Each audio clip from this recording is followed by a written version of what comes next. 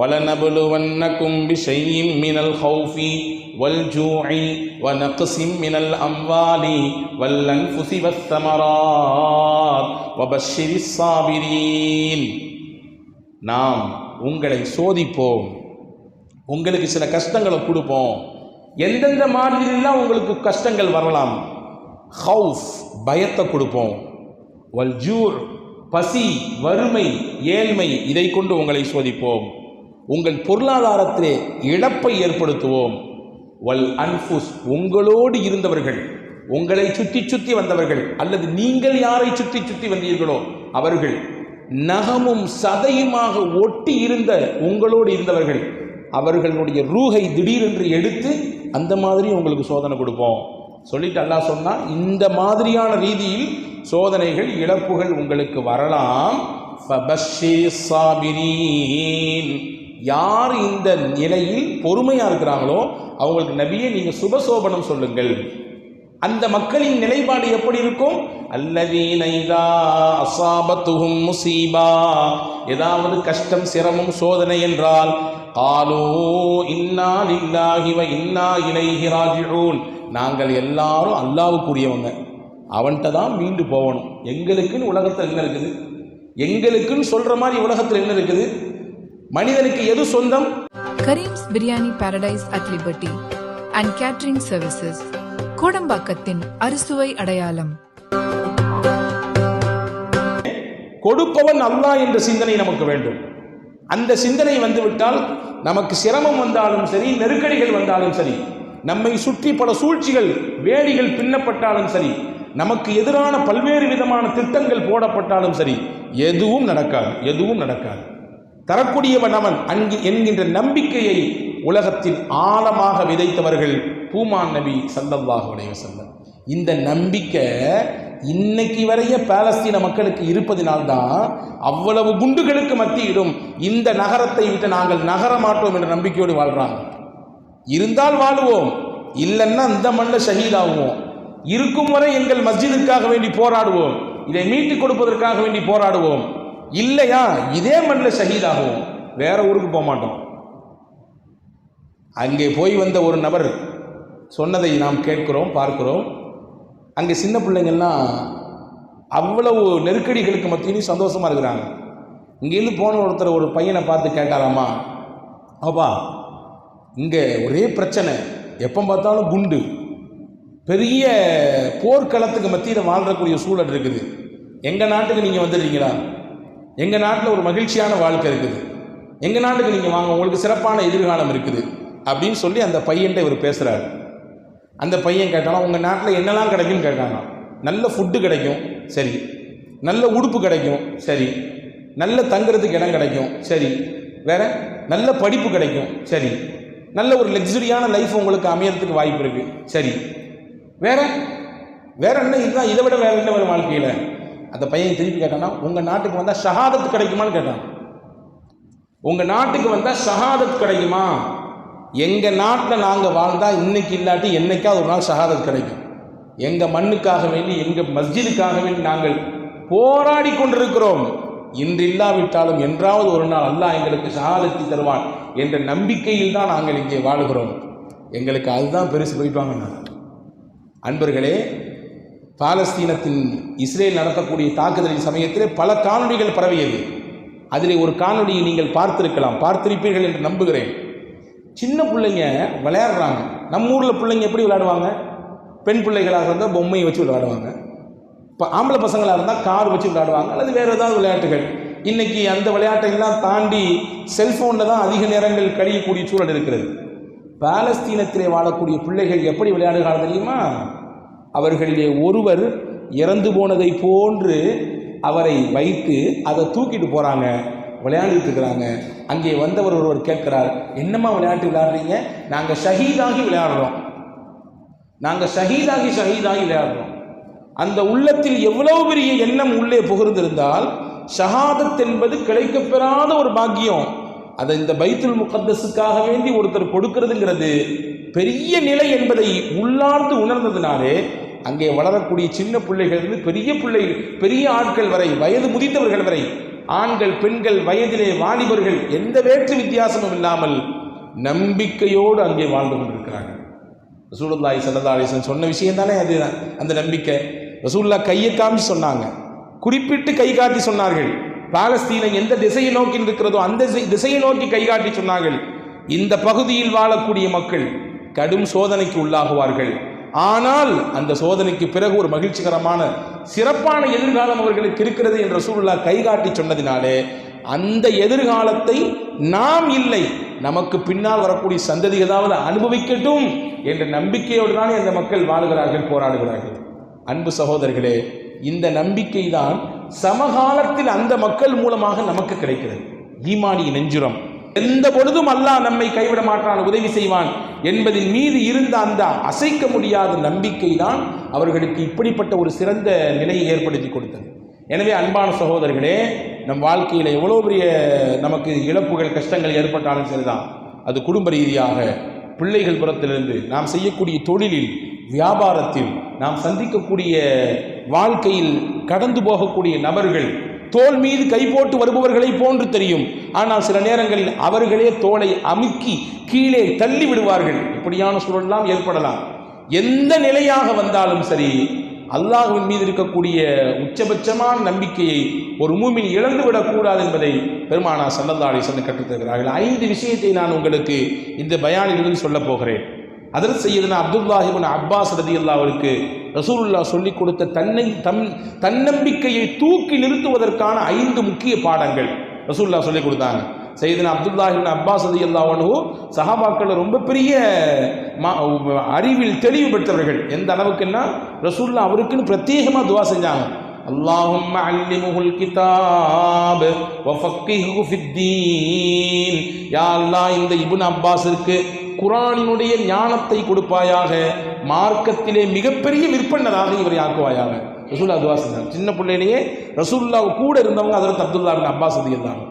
அவங்கள்ட்ட சொன்னாங்க ஒரு நாள், யா குலாம், அருமை சிறுவரே, இன்னி உஅல்லிமுக கலிமாத், சில வார்த்தைகள், சில விஷயங்களை உங்களுக்கு சொல்லித்தரப் போகிறேன். நீங்கள் அதை எடுத்துக்கொள்ள வேண்டும், பிடித்துக் கொள்ள வேண்டும். பிடித்தால் உலகத்திலும் சரி, உங்களுடைய இதர வாழ்க்கையிலும் சரி, உங்களுக்கு இறைபுறத்திலிருந்து இறை நம்பிக்கையும் கூடும், தன்னம்பிக்கையோடு வாழ்க்கை வாழக்கூடிய அந்த லட்சியமும் உங்களுக்கு பிறக்கும். அந்த 5 விஷயத்தை ரசூலுல்லாஹ் தொடர்றாங்க பாருங்க. யஹ்ஃபதில்லாஹ் யஹ்ஃபதுக்கல்லாஹ். அல்லாஹ்வின் விஷயத்தில் நீங்கள் பேணி பாதுகாப்பாக நடந்துங்க, அல்லாஹ் உங்களை பாதுகாப்பான். அல்லாஹ் என்ன சொல்கிறானோ அந்த விஷயத்தை நீங்கள் சரியாக ஃபாலோ பண்ணுங்க, அதை பாதுகாத்து நடந்து கொள்ளுங்கள், அல்லாஹ் உங்களை பாதுகாப்பான். பொதுவாகவே அல்லாஹ்வுடைய வழக்கம் என்னன்னா, நீங்கள் எப்படி நடந்துக்கிறீங்களோ அதே மாதிரி எல்லாம் நடந்துக்குவான், கொஞ்சம் கூடுதலாக நடப்பான். ஃபதுகுரூனி அத்குருக்கும், என்னை நினையுங்கள், நான் உங்களை நினைக்கிறேன். அல்லாஹ் சொல்கிறான், என்ன நீங்கள் திக்ர் செய்யுங்க, நான் உங்களை நினைக்கிறேன். நீங்கள் நினைக்கிறது சாதாரண சபை, ஆனால் நான் நினைக்கிறது உயர்ந்தவர்கள் இருக்கக்கூடிய சபை, மலக்குமார்கள் இருக்கக்கூடிய சபை, நினைப்பேன். நசுல்லாஹ ஃபனசியஹும், அல்லாஹ்வை அவர்கள் மறந்தார்கள், அல்லாஹும் அவர்களை மறந்து விட்டான். எப்படி மக்களுடைய செயல்பாடு இருக்கோ அதே மாதிரி அல்லாஹ்வுடைய செயல்பாடு வரும். மக்கரு மக்கரம் வ மக்கர்னா மக்கரன், அவர்களும் சூழ்ச்சி செய்தார்கள், அல்லாஹும் சூழ்ச்சி செய்தான். சூழ்ச்சி திட்டம் அவர்களிடத்தில் நடந்தது, அல்லாஹும் சூழ்ச்சி செய்தான். சூழ்ச்சியாளர்கள் மிகப்பெரியவன் அல்லாஹ்வாக இருக்கிறான் என்று குர்ஆன் சொல்லுகிறது. அப்போ நாம எப்படி நடந்துக்கிறோமோ அதே மாதிரி, அதை விட பன்மடங்கு கூடுதலாக நம்மிடத்திலே அல்லாஹ் நடந்து கொள்வான். ஹஜ்ரத் ரசூலுல்லாஹ் சொல்றாங்க, அல்லாஹ்வுடைய விஷயத்தை பேணி பாதுகாப்பாக நடந்துங்க. அல்லாஹ்வுடைய ஷரியத்தினுடைய விஷயத்திலே, உங்களுடைய பொருளாதாரத்தை ஈட்டக்கூடிய விஷயத்திலே, உங்களுடைய உடல் சார்ந்த விஷயத்திலே, உங்களுடைய ஆரோக்கியத்தினுடைய விஷயத்திலே, ஷரியத் சொல்லக்கூடிய காரியங்களிலே நீங்கள் பாதுகாப்பாக நடங்கள், அல்லாஹ் உங்களை பாதுகாப்பான். எப்படி பாதுகாப்பான் அதையும் அல்லாஹ் குர்ஆனிலே சொல்லுகிறான். லஹு முஅக்கிபாத்தும் மின் பைனி யதைஹி வ மின் கல்ஃபி, அவர்களுக்கு முன்னும் பின்னும் நாம் பாதுகாப்பை ஏற்படுத்துவோம். அந்த பாதுகாக்கப்படக்கூடிய மலக்குகள் என்ன செய்வாங்க? யஹ்ஃபதூனஹு மின் அம்ரில்லாஹ், அல்லாஹ்வுடைய கட்டளையை எடுத்து இவர்களை காப்பார்கள், பாதுகாப்பார்கள். இப்போ அல்லாஹ் விதித்த விஷயங்களை பேணி பாதுகாத்து நிறைவேற்றும் பொழுது அல்லாஹ்வுடைய புறத்தில் நமக்கும் பாதுகாப்பு கிடைக்கும். பாருங்களேன், 2 நிகழ்ச்சியை சொல்லுகிறேன். உர்வத் இப்னு ஜுபைர் அப்படின்னு சொல்லக்கூடிய ஒரு தாபியீன்களிலே கட்டுப்பட்ட ஒரு மகத்தான மனிதர். இவருடைய வாழ்க்கையில் நடந்த ஒரு நிகழ்ச்சி. அந்த காலத்தில் இருந்த டமாஸ்கஸினுடைய ஆளுநர் இவரை அழைக்கிறார். அழைச்ச உடனே உருவத்து பின் ஜுபைர் ரஹ்மத்துல்லாஹ் கிளம்பி போகிறாங்க. போகிற வழியில் அவங்களுடைய மகனார் குதிரையிலேருந்து கீழே விழுந்து வஃபாத் ஆயிடுறாங்க. அவங்கள நல்லடக்கம் செய்யக்கூடிய சமயத்தில் இவங்களுக்கு காலில் ஒரு சின்ன புண்ணு ஏற்பட்டு போச்சு. இப்படி இந்த புண்ணோடு சேர்ந்து பயணிக்கிறாங்க. டமாஸ்கஸ் போயாச்சு. போன பின்னாடி இதனுடைய வலியும் வேதனையும் ரொம்ப அதிகமாயிடுச்சு. அதிகமான பின்னாடி ஆளுநரின் மூலமாக விருந்தாளியாக அழைக்கப்பட்டிருக்கிறவர். இவருக்கு இப்படி ஒரு பாதிப்புன்னு கேள்விப்பட்டவொன்னே ஆளுநர் அந்த நகரத்தில் இருக்கக்கூடிய முக்கியமான மருத்துவர்களை எல்லாம் கூப்பிட்டு உயர்தரமான சிகிச்சை இவருக்கு அளிக்கப்பட வேண்டும், நீங்கள் எந்த ரீதியில் இவருக்கு குணம் கொடுக்க முடியுமோ செய்யுங்க அப்படின்னு சொல்லி ஆளுநர் சொல்ல எல்லா மருத்துவர்களும் வந்து கூடி நின்று பார்த்தா இந்த புண்ணு பாதிப்பு அப்படியே ஏறிடுச்சு உள்ளார. எந்த அளவுக்குன்னா காலில் பாதியை கட் பண்ணி எடுத்தாதான் இதனுடைய அந்த பாதிப்பு தொடராமல் இருக்க முடியும். விட்டுட்டோம் சொன்னால் அப்படி மேலே வரைய பரவி மொத்த காலை எடுக்கக்கூடிய சூழல் ஏற்பட்டுரும். என்ன செய்யலான்னு கேட்டவொன்னே பரவாயில்ல எடுத்துருங்கன்ட்டாங்க உருவத்து பின் ஜுபைர் ரஹ்மத்துல்லாஹ். பாதி காலை கட் பண்ணணும். இப்போ மருத்துவர்கள்லாம் சொன்னாங்களாமா, காலை கட் பண்ணி எடுக்கிறது சாதாரண விஷயம் இல்லை, கடுமையான வலியும் வேதனையும் உள்ள ஒரு கட்டம் அது. இன்னைக்குள்ள காலம்னா ஆப்ரேஷனுக்கு முன்னாடி அனஸ்தீசியா இருக்குது, அந்த குறிப்பிட்ட மயக்க மருந்தை கொடுத்து ஒரு குறிப்பிட்ட நேரத்தில் குறிப்பிட்ட பகுதியை மறக்க செய்து அதற்கு பிறகு நடக்கிறது எல்லாம். ஆனால் அன்னைக்கு அதெல்லாம் கிடையாது. மருத்துவர்கள் சொன்னாங்க, கொஞ்சோண்டு 1 அவுன்ஸு மது கொடுக்குறோம், குடிங்க, நீங்கள் குடிச்சிட்டு கொஞ்சம் மயங்கி கிடப்பீங்க, அந்த மயக்கத்தில் நாங்கள் கட் பண்ணி ஆப்ரேஷனை முடிச்சிடறோன்றாங்க. உருவத்து பின் ஜுபைர் ரஹ்மத்துல்லாஹ் சொன்னாங்க, எனக்கு ஏற்பட்ட இந்த பாதிப்பிலே நான் இதை சரி செய்வதற்காக ஒரு ஹராமை கொண்டுதான் எனக்கு இது சரியாக்கப்பட வேண்டும் என்ற எந்த அவசியமும் தேவையும் எனக்கு இல்லை. எனக்கு வளமை ஒன்று இருக்கிறது. தினசரி குரானிலே 7.5 ஜுஸு நான் ஓதுகிற வழக்கம் கொண்டிருக்கிறேன். 4 நாளுக்கு ஒரு குரான் முடிப்பாங்களாம், ஒரு நாளைக்கு 7.5 ஜுஸு ஓதுவாங்களாம், நாளில் ஒரு பாகம். நான் பாட்டு ஓத ஆரம்பிக்கிறேன், நீங்கள் பாட்டு உங்கள் வேலையை ஆரம்பிங்கன்னாங்க. அதற்கு உருவத்து பின் ஜுபைர் ரஹ்மத்துல்லாஹ்வுக்கு ஆப்ரேஷன் நடக்கிறது, காலை துண்டாக்குகிறார்கள், திருக்குரானை ஓத துவங்குகிறார். அன்னைக்கு ஓத வேண்டிய 7.5 ஜுஸு ஓதி முடிச்சாரு. முடிச்ச உடனே கேட்டாராமா, ஆப்ரேஷன் முடிஞ்சா அப்படின்னு. கட்டாயிருச்சு. இப்போ அந்த கால் துண்டித்து கிடக்கிறது. அந்த காலை பார்த்து உருவத்து பின் ஜுபைர் பேசுகிறார் ரஹிமஹுல்லாஹ், காலே, அல்லாவுக்கு எல்லா புகழும். உன்னை கொண்டு எத்தனை இரவுகளிலே பள்ளிவாசலை நோக்கி நான் நடந்திருக்கிறேன். அல்லாவுக்கு தெரியும், அல்லாஹ் மீது ஆணை சத்தியம் என்று சொல்லுகிறேன், ஒரு காலமும் உன்னை வைத்து நான் ஹராமின் பக்கம் நடந்ததே கிடையாது. ஹராமின் பக்கம் உன்னை வைத்து நான் நடந்ததே கிடையாது. நல்ல விஷயத்தை சொல்லுவதற்கு, கேட்பதற்கு, இறை இல்லத்தில் தொழுவதற்கு இரவில் பகலில் பல சமயம் நடந்திருக்கிறேன். எனக்கு முன்னால் போய் வா, உனக்கு பின்னால் சொர்க்கத்திலே நானும் வருகிறேன் என்று உருவத்து பின் ஜுபைர் ரஹ்மத்துல்லாஹ் சொன்னார்கள் என்ற வரலாற்று குறிப்பை பார்க்கிறோம். அன்பு சகோதரர்களே, எவ்வளவு பேணுதல் மிக்க வாழ்க்கை, அல்லாவை பயந்து எவ்வளவு அச்சமிக்க வாழ்க்கை இது. இப்படி வாழும் சமயத்திலே அல்லாஹும் நம்மை பாதுகாப்பான். எனவேதான் அதற்கு ரசூலுல்லாஹி ஸல்லல்லாஹு அலைஹி வஸல்லம் இப்னு அப்பாஸுக்கு சொன்னாங்க, அல்லாஹ் விஷயத்தில் நீ பாதுகாப்பா நடந்துக்கோ, அல்லாஹ் உன்னை பாதுகாப்பான். 1.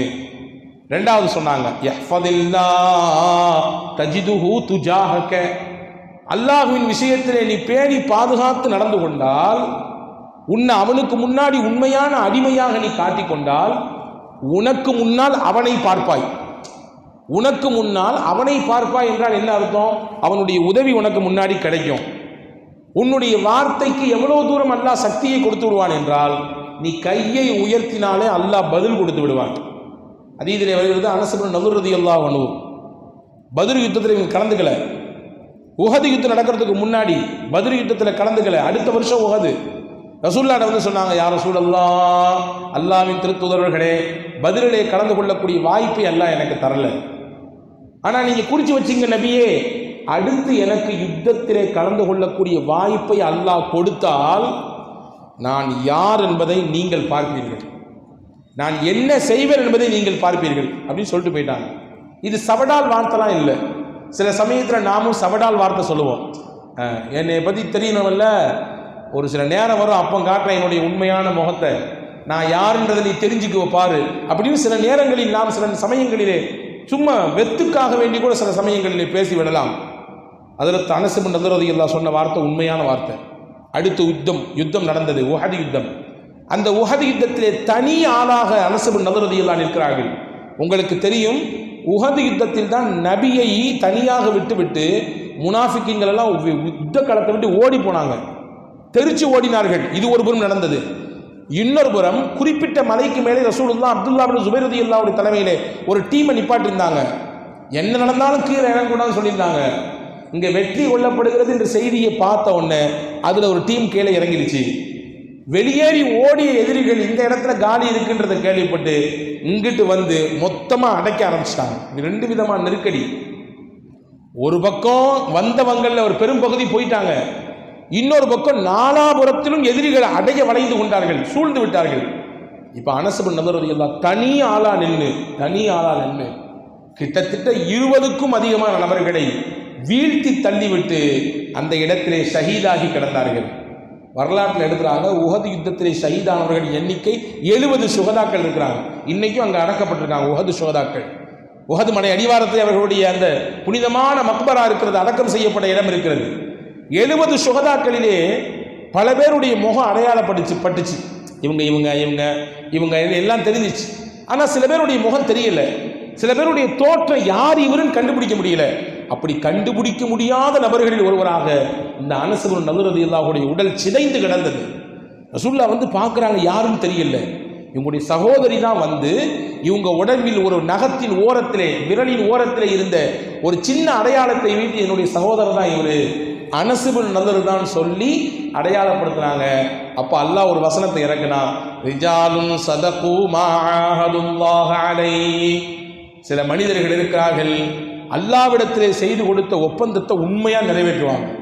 ரசூலுல்லாஹ் சொன்னாங்க, அடுத்து ஒரு யுத்தம் வந்தால் நபியே நான் யாருன்னு நீங்க பார்ப்பீங்க.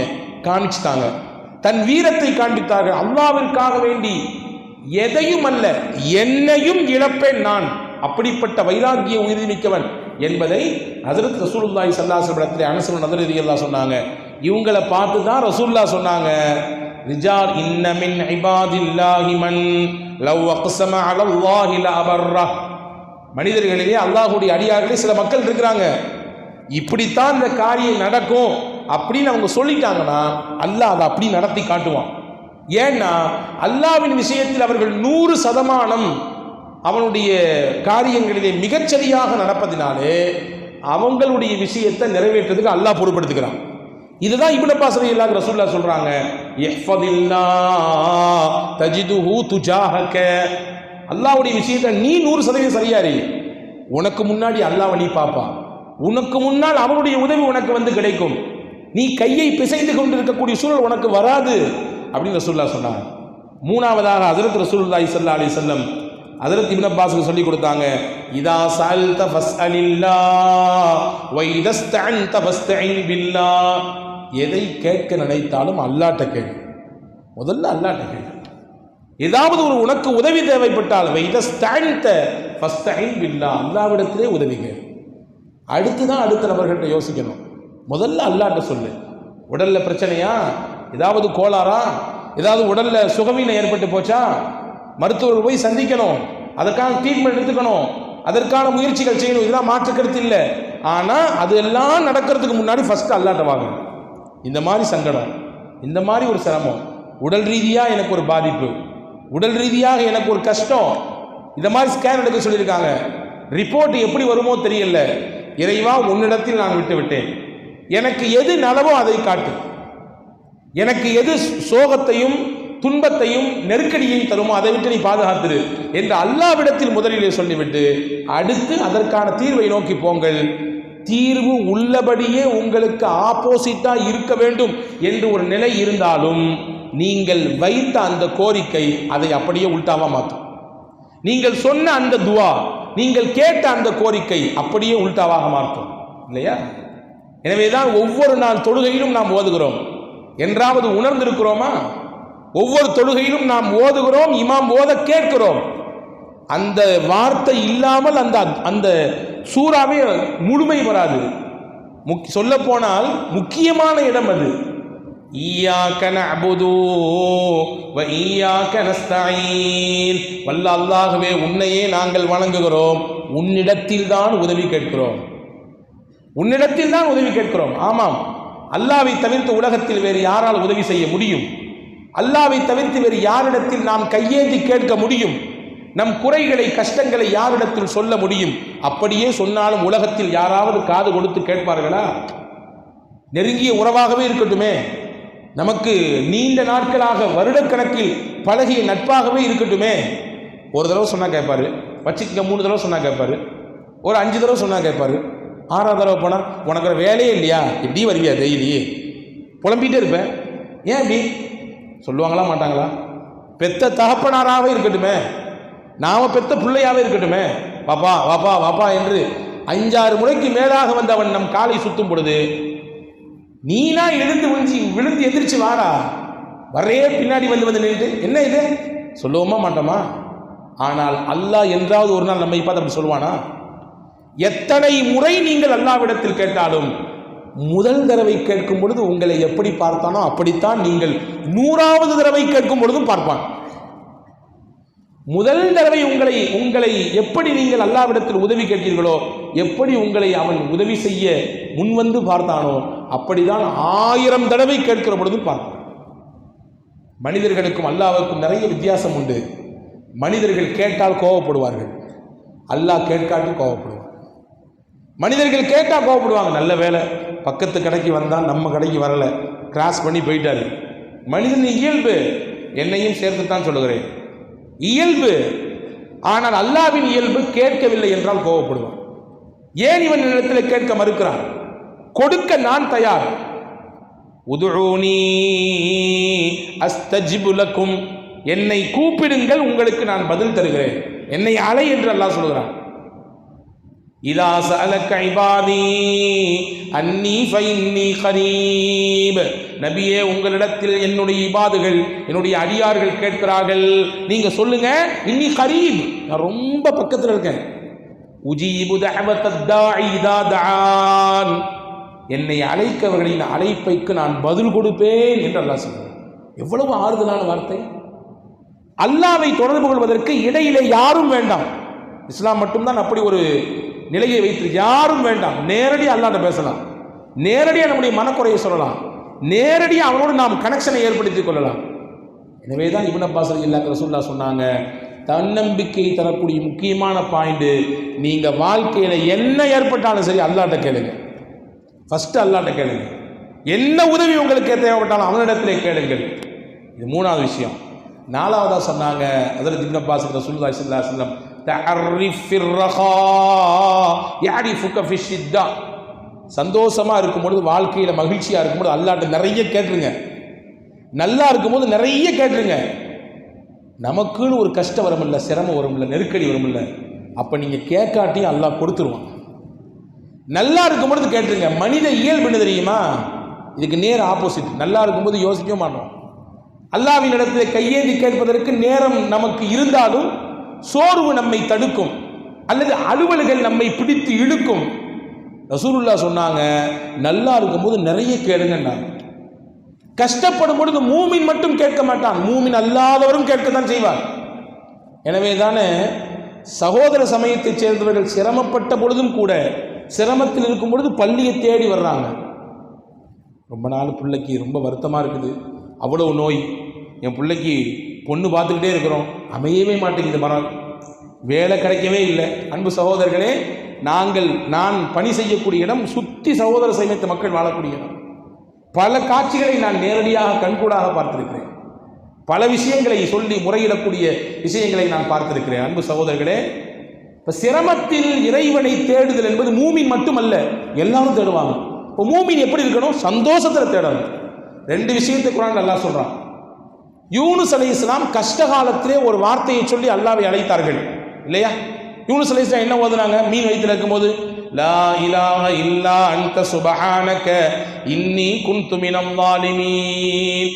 மீன் வயிற்றில் ஆழ்கடலில் இருக்கும் நேரத்தில் யூனுஸ் அலைஹிஸ்ஸலாம் சொன்ன வார்த்தை.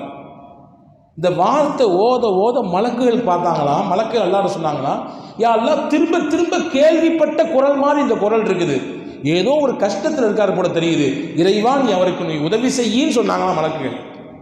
எனவே தான் அல்லாஹ் சொன்னா, பலௌலா அன்னஹு கான மினல் முஸப்பிஹீன், அவர் தஸ்பீஹ் செய்யக்கூடிய மனிதராக இல்லாமல் போயிருந்தால் லலபிஸ ஃபீ பத்னிஹி இலா யௌமி யுபாஸூன், உலக அழிவு நாள் வரை அந்த மீன் வயிற்றுக்குள்ளேயே தங்கி போயிருப்பார்.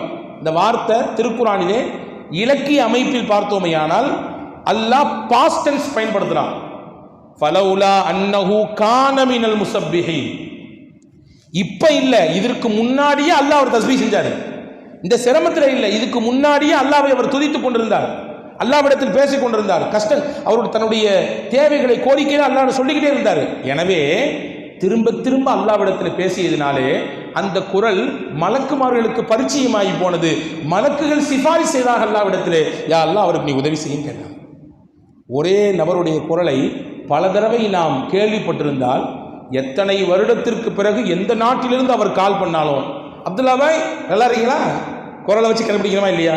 ஏன்னா பரிச்சயமான குரல், நமக்கு அறிமுகமான குரல். இதே வச்சுக்கோங்க, ஏதோ ஒரு டைம் கேட்டிருக்கோம், ஒரு 10 நாள் கழிச்சு அல்லது ஒரு மாதம் கழிச்சு அஸ்ஸலாமு அலைக்கும், அலைக்கும் சலாம். இன்னைக்கு நிறைய நடக்குதுங்க அந்த மாதிரி. அதாவது இஸ்லாம் வீட்டுக்குள்ளே வரும்பொழுது சலாம் சொல்லி யாருன்னு அறிமுகப்படுத்துங்கன்னு சொல்லுது. நான் வந்திருக்கேன், இன்னார் வந்திருக்கேன், அறிமுகப்படுத்தி உள்ளே போங்கன்னுது. ஆனால் இந்த ஃபோனு நடக்கூடிய கூத்தெல்லாம் பார்த்தா அல்லாஹு அக்பர், இங்கேருந்து கால் பண்ணுவார், அங்கே எடுப்பாங்க, அஸ்ஸலாமு அலைக்கும், அலைக்கும் சலாம், நான் யாருன்னு தெரியுதா, இங்கேருந்து கேட்பார். அவர் எப்படி தெரியும்? முகத்தை பார்க்காம எப்படி தெரியும்? இவர் அடுத்து யாருன்னு நீ என்னை கண்டுபிடிய பார்க்கலாம், புதிர், இங்கேருந்து ஒரு புதிர் போடுறாரு, யாருன்னு நீ கண்டுபிடி. எவ்வளோ பெரிய விஷயம் இது. இப்போ பரிச்சயம் இருந்தால் கண்டுபிடித்து விடலாம், பரிச்சயம் இல்லைன்னா, ஒரு அறிமுகம் இல்லை என்றால், அந்த குரலுக்கு ஒரு தொடர்பு இல்லை என்றால் முடியாதல்லவா? யூனுஸ் அலைஹிஸ்ஸலாமுடைய குரல் கேட்டதுனால அல்லாஹ்விடத்தில் உதவி செய்ய சொன்னார்கள். ஃபிரௌனும் சொன்னான் வார்த்தை,